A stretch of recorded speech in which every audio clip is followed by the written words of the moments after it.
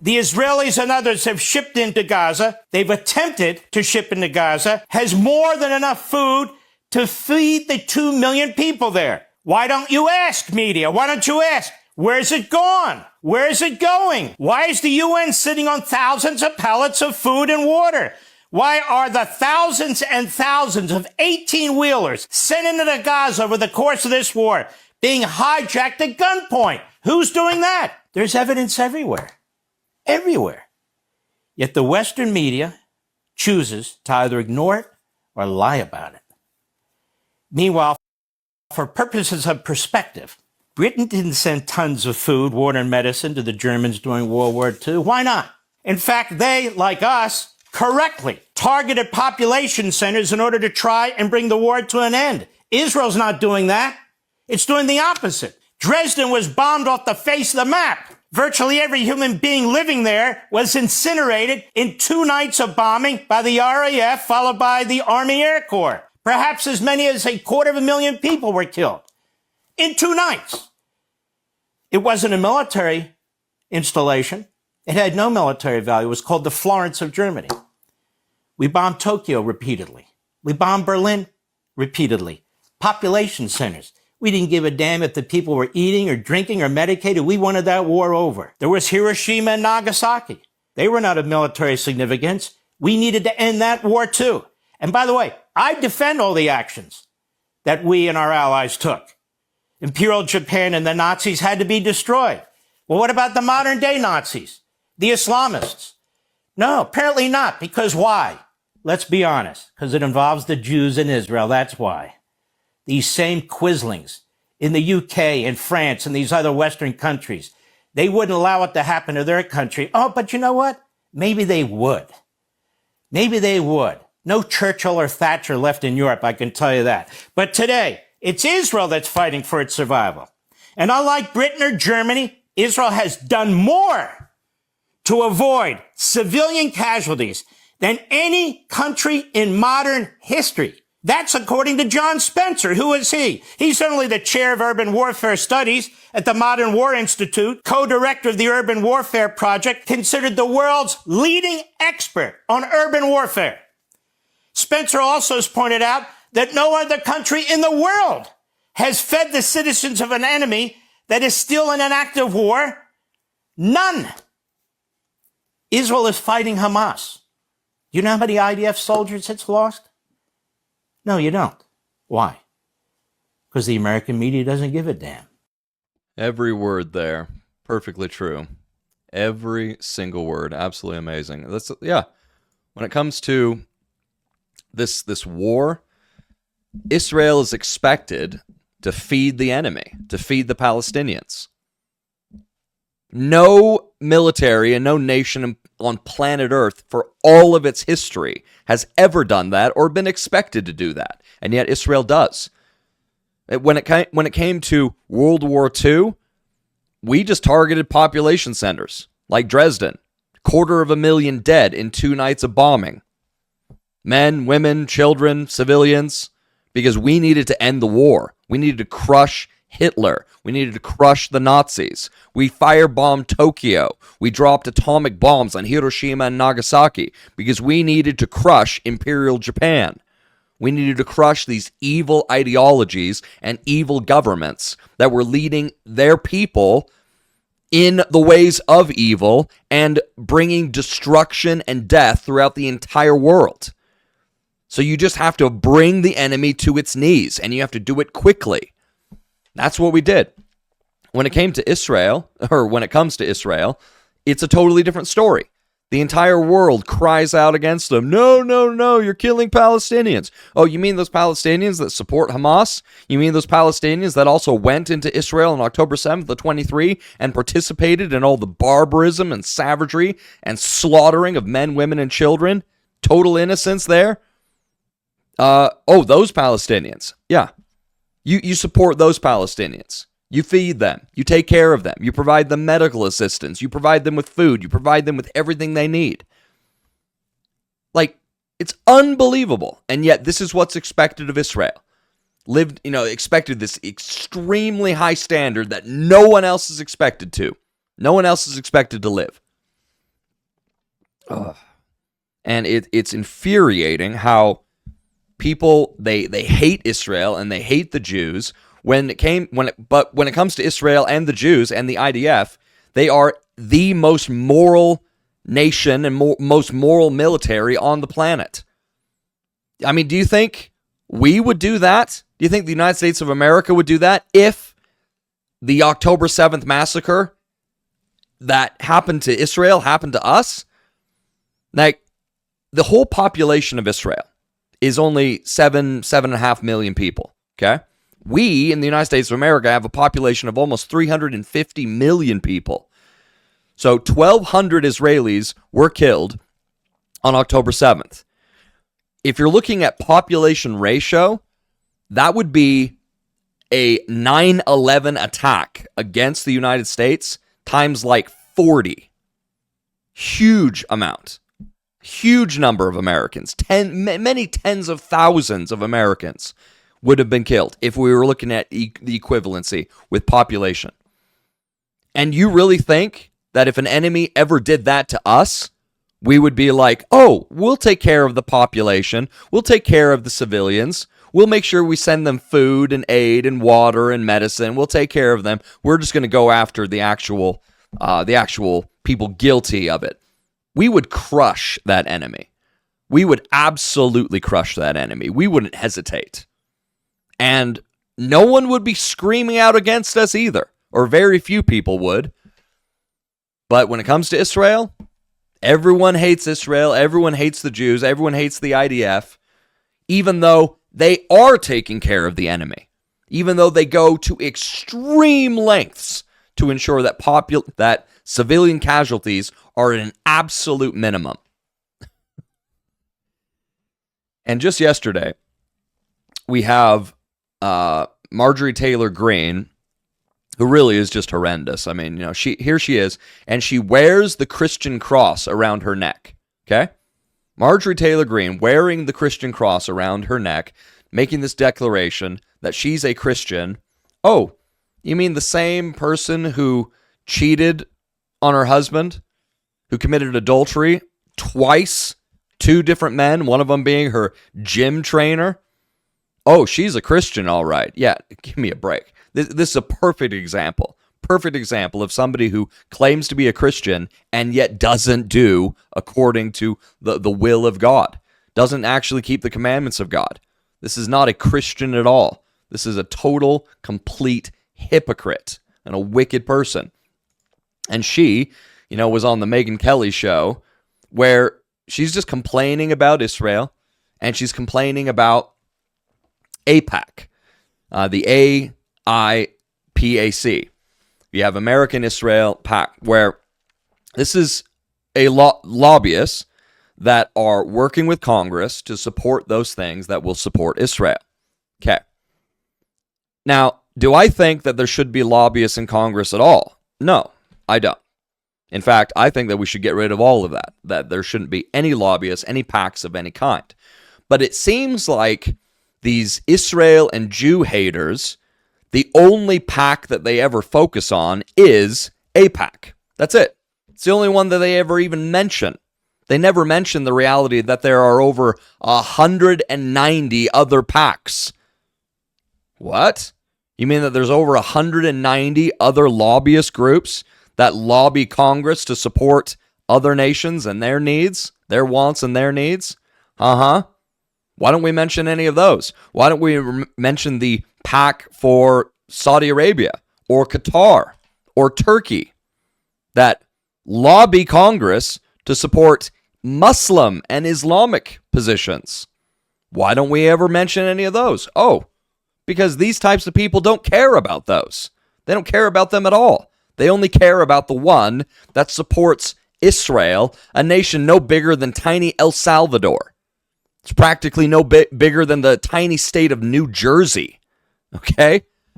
It's the only one that they care about. It's the only one they talk about. It's the only one they mention because they hate Israel. It's as simple as that. They hate Israel, the one and the only Jewish state in the entire world. So we have a account named Hen Mazig, and he says, I've been told countless times by fellow Jews to abandon the left, Yes, you should, because, quote, they hate Jews, and to embrace the right because they love us. I've never denied anti-Semitism on the left. I've called it out. Yeah, anti-Semitism on the left is utterly insane. But I've also warned that the right is no safer for Jews. Still, I was urged to follow Candace Owens, Tucker Carlson, Megyn Kelly. These were supposed to be our defenders. The truth we must all admit is simple. Anti-Semitism isn't left or right. It thrives anywhere it's allowed. Unless we face that, it will devour us from every side. Yeah. So you get the Megyn Kellys who... Now, I hope and pray that Megyn Kelly is not going to hop on this same bandwagon, the anti-Israel bandwagon. I hope and pray for that. But she wasn't really pushing against Marjorie Taylor Greene, as Marjorie Taylor Greene is just all talking about how AIPAC, is awful, awful and terrible, and how it controls so many of our congressmen and women. We didn't mention any of the other 190 plus PACs out there. We don't care about any of those. Now, I think, once again, let me stress this. I think we should just get rid of all of them. That lobbyists shouldn't be permitted, shouldn't be allowed to have anything to do with Congress. That should be the law. But no one mentions that there's over 190 of these PACs, of these lobbyist groups. They only mention, once again, AIPAC, the one that supports Israel. But here we have, MTG, Marjorie Taylor Greene, we have Tucker Carlson, we got Steve Bannon, we got, of course, Cancer Candace Owens, and the only ones that they care about, the only thing they care about is hating on Israel. And here we have Tucker Carlson. Unbelievable. Tucker Carlson is now promoting Sharia law. Okay? How do people even find this edgy and entertaining? It's not even about Israel anymore. This man has become a total simp for Islamism. You can't convince me Qatar has nothing to do with this. Yeah, I believe it 100%. This man's pockets and bank account is overflowing with Qatari money. But you should know, Seth, that the real danger is Sharia law. Sharia law. And you can tell when you go to a place like Abu Dhabi or Riyadh, like, oh man, I hope we don't ever wind up with a society like this with a rape rate of 0, where you leave your keys in your Lamborghini and don't ever worry about it being stolen. And, if people want to get wasted, they do it at home. You know what I mean? Yeah. I don't. Boy, I hope we don't wind up with that. Mm-hmm. Oh boy, I hope we don't wind up with Sharia law. Totally, sarcastic, it's like, I hope we don't wind up with Sharia law. What do you think is going to happen if we don't actually recognize Islam as being the great enemy to the entire West that it is, and we don't fight against it? It will conquer us. It will overtake us, just as it's overtaken Europe and the UK. And here he is, basically, defending Sharia law. Yeah, you failed to mention the reality that under Sharia law, are you permitted to be a Christian? Are you permitted to be a Jew, to be Jewish, with the religion of Judaism? Are you permitted to be Hindu or Buddhist? Are you permitted to be atheist? Are you permitted to do any of these things? Oh, no, you're not. In fact, these are the populations that collapse, primarily Jewish and Christian populations, that collapse whenever there's a nation controlled by Muslims and is under Sharia law. And you want to be a practicing Christian under Sharia law? Be prepared to have your head lopped off. Be prepared to be thrown off a building, because that's what happens under Sharia law. Well, there's so many benefits to Sharia law because it's like, 0 rape rate, which is very much so a lie, because you have places like Dubai, for example, and rape does happen in these nations. In fact, it happens all the time.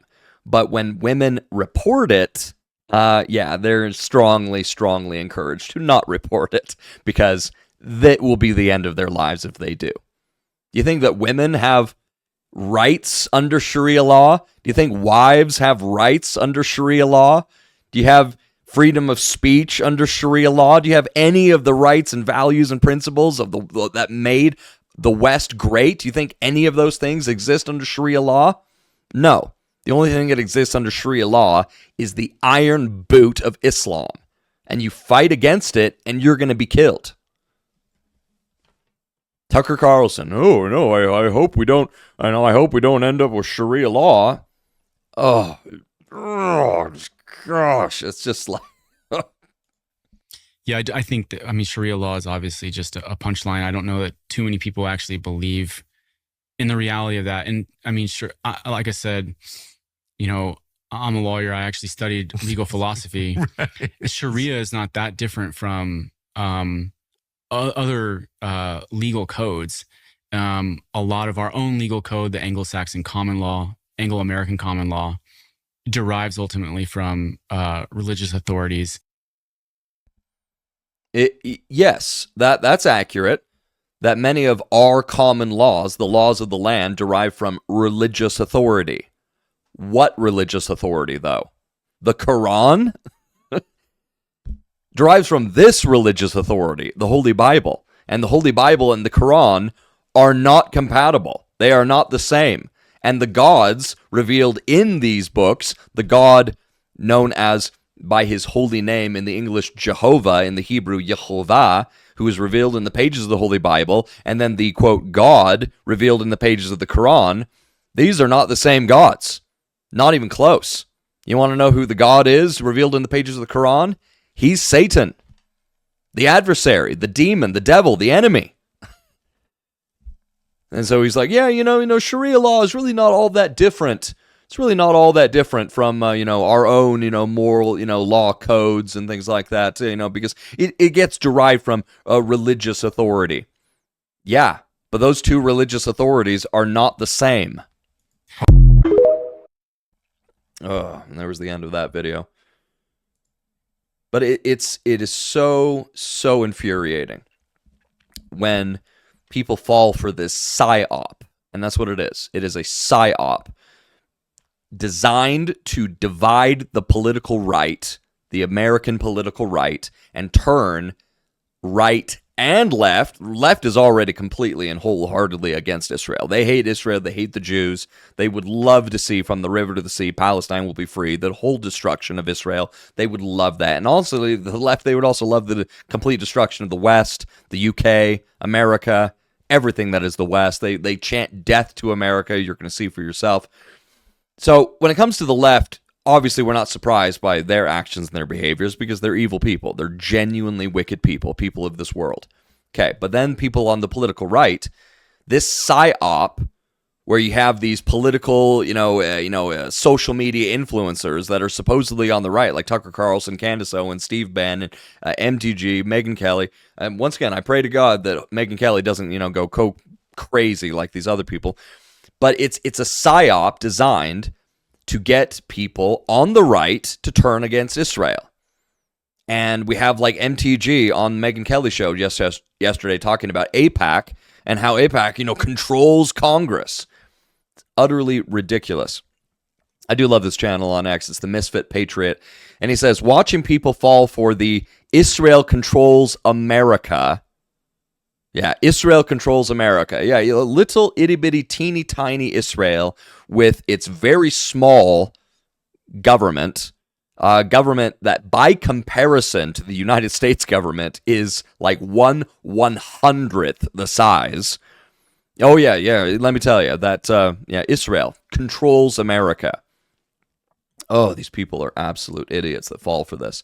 Yeah, watching people fall for Israel controls America is like watching people put two masks on in their car with nobody in the passenger seat on the drive home from their fourth booster while smoking a cigarette through a tiny hole cut out of the masks. Yep, that's pretty accurate. That is pretty dang accurate. And what I said concerning this is that it's a genuine psyop meant to divide the American right, and people are just dumb enough to fall for it. They're dumb enough to fall for it and dumb enough to follow, these total idiots like Tucker Carlson, who is not only anti-Israel, but now he's even going the direction of pro-Islam, pro-Sharia law. And don't think that, Candace Owens is not the same. Candace Owens, who's married to George Farmer, he's a very close friend to Andrew Tate, Muslim, snake in the grass, Andrew Tate. These influencers who have huge platforms, they're all going to end up going in this same direction. Pro-Islam, promoting Islam. And why do they do it? Ultimately, these are the types of people that the Word of God has prophesied concerning, that they will come about in the end times, and they will be instrumental in the hands of the enemy, in the hands of Satan, to ultimately bring about the beast's final kingdom. And what is the beast's final kingdom, as revealed in the pages of the book of the Revelation? It's an Islamic empire, Islamic global empire that will just conquer everything, will be over the entire world. And you can see it. It's getting there, and it's getting there pretty quickly, as far as the West is concerned, at least.